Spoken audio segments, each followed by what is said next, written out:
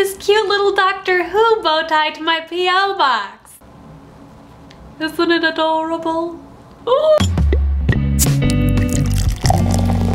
Beer in a chat bottle opening is always a struggle. So true fact, I originally was not intending on making a video covering the hashtag #YesAllWomen or hashtag each and every woman topic, because I am all about eliminating redundancy, and so many eloquent, impassioned, and intelligent ladies have already expressed most of my thoughts and feels. For a very long while, my sub box was just saturated with yeses. Yes, Brienne. Yes, Ophelia Dager. Yes, T. Michael Martin. Yes, Connor Manning weeks ago. How did he anticipate this would be a hot topic? I don't know, but that's impressive. So because of all these lovely people and their videos, I felt like my voice had been represented, articulated, and heard. Oof, how naive of me. Because I was quite disheartened when my eyes wandered from the video and to the comment section. It was full of sexist sentiments, full of ignorant and insensitive questions. And I'm usually okay with questions, but these were truly facepalm worthy.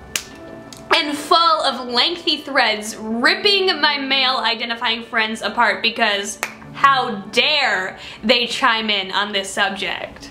Can you sense the sarcasm? There's some sarcasm! Things like this knock me back into reality. They remind me that even though, in my opinion, our society is headed in a progressive direction, and even though I exist predominantly on the internet, a sphere that almost continuously blows me away with its open-mindedness, there is still a boatload of sexism out there. And it's a touchy as frack subject to have discourse around. In my experiences, when a person brings up feminism, not only are they often met with hurtful sexism, but also gut-wrenching defensiveness.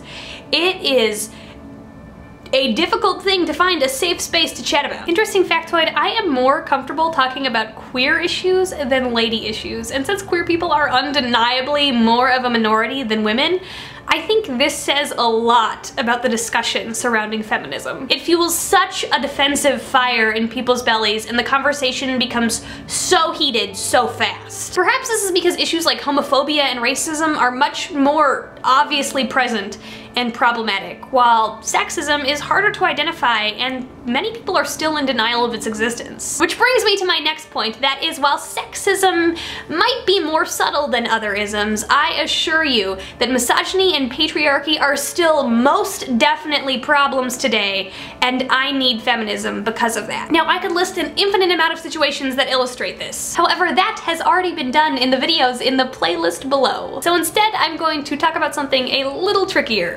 Denial of feminine oppression. Real unfiltered talk for a second. When I hear people say things like feminism should be a human's rights issue rather than a women's rights issue, or when they scramble to find ways in which men's oppression is comparable to women's oppression, I feel invalidated and a little angry.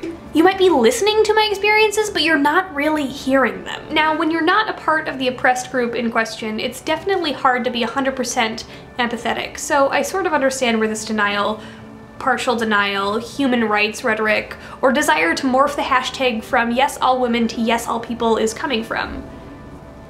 But the truth is you're not helping, and you're actually a part of the problem. You aren't accepting the fact that women are an oppressed group by society, and I face prejudice every day because of the way I identify. It hurts that you can't even give me that. It bruises your ego too much to say that you are a part of a privileged majority. It's a ubiquitous fact that leads to a systematic repression of women, and admitting that is the first step to changing it. Wow, we're getting preachy. I'm sorry. It's like beer and emotion. But I mean, I'm a woman, so. So that begs the question, do men have a voice in the realm of feminism? Should they speak up in support? Yes, please. I can't speak for all ladies, but personally, I encourage you to. And it just breaks my heart when my male identifying friends get ripped apart in comment threads when they do. I think we need every voice we can get in working to make change. And if you want to be a positive role model supporting gender equality, feel free. Should men identify as feminist allies rather than feminists? Maybe, I'm not really sure. But I, for one, have never given too much power to labels, so it isn't too high on my personal issue priority list. I am more concerned about learning, growing, standing up for what's right, and discussion. So let's do exactly that in the comments. Tell me what you think. Okay, bye! Remember, this channel is a safe space, so if you disagree, please, that's beautiful, express that below. But do it respectfully. I and everyone else will listen with a much more open mind if you do it respectfully. Follow me on Twitter. I've been asked on behalf of Ashley to have you subscribe and like. Pretty please for me, like for me, please like for me. Pretty please for me, I'll give you fake money.